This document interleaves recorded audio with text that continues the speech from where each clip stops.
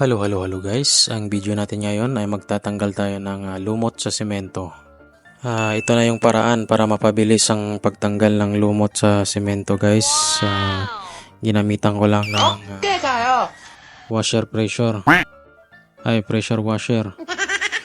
Ang brand nito ay Kawasaki HPW 302. Salamat nga pala sa nag-sponsor nito, si Jonard Bourbano.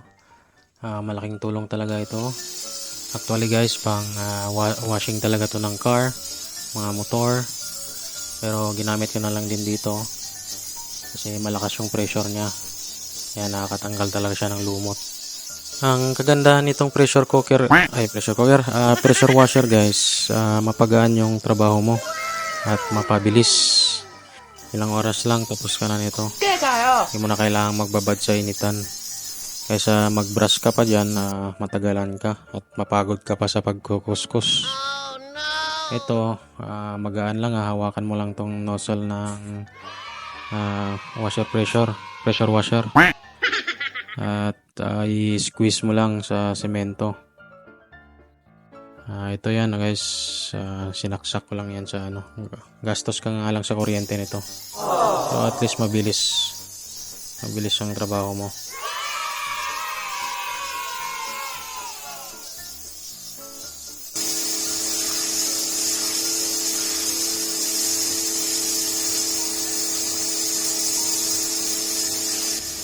Na-adjust nga pala tong buga ng tubig nito guys.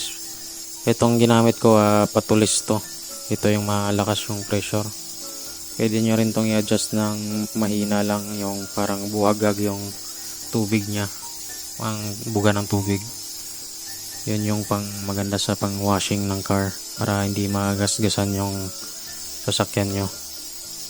Ito, delikado to gamitin tong gantong buga. Patulis. Nakakasugat to pag inilapat mo sa balat mo. Kaya ingat kayo sa paggamit nito pag meron kayo nito. Kailangan yung lang, buhaghag lang na buga. Ayan grabe, parang laser guys. Naguguhitan yung semento.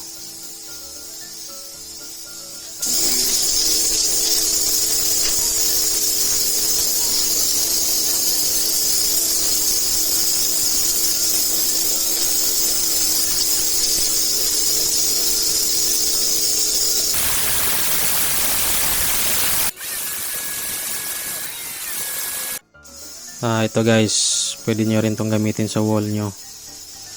Grabe rin makatanggal ng dumi to. Yan mga lumot. Tanggal. Bago nyo pala linisan yung wall nyo guys, tanggalan nyo muna ng gamit. Baka magliparan yung mga gamit nyo. Huwag nyo kong gayahin, kasi tinama daw rito. Yan nagliparan tuloy. Oh my God! Wow!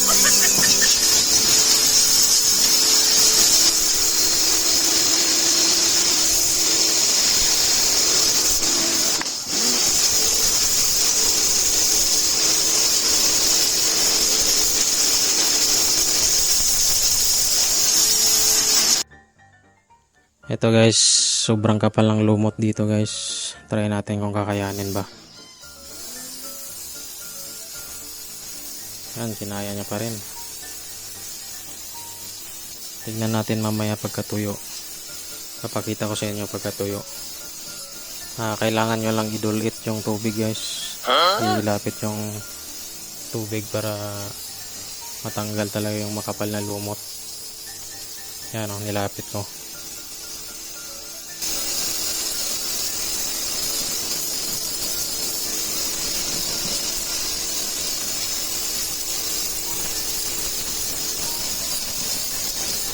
Ayan, natapos din.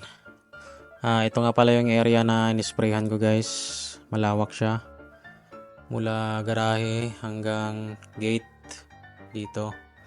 Malumot masyado to rito. Kasi gawa nung nagkakwari dati, yung mga dump truck dumadaan, pumapasok yung tubig dito sa gilid. Nope.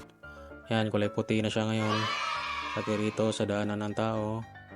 Dito wala kasi hindi masyadong malumot dito. Dito tayo sa sa poso. Grabing lumot ito, makapal. Ngayon okay na siya. Yan. Yan, malagkit na sa paa.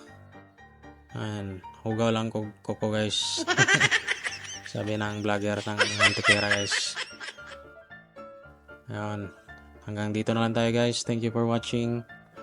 And please subscribe my YouTube channel Robin Gels para updated pa rin kayo sa mga next na video ko at yung mga tutorials ko. Thank you so much.